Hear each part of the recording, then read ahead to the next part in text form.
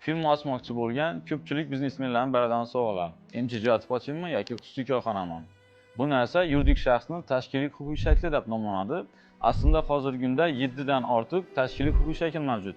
Bulardan hozir sizlar bilan MChJ va xususiy korxonani qisqacha farqini ko'rib olamiz. Agar siz firmani xususiy korxona etib ochadigan bo'lsangiz, xususiy korxonada ta'sischi bir dona bo'ladi. Ya'ni siz dokumentalni sheriksiz bir o'zingiz investitsiya kiritgan holda faoliyat yuritasiz.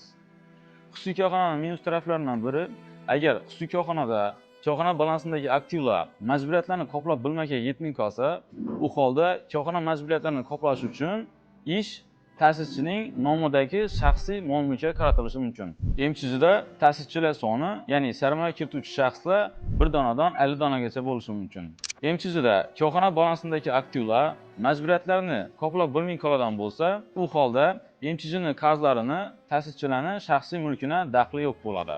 Siz uchun huquqiy shakllarning qaysi biri ma'qul, uni kommentariyada yozib qoldiring.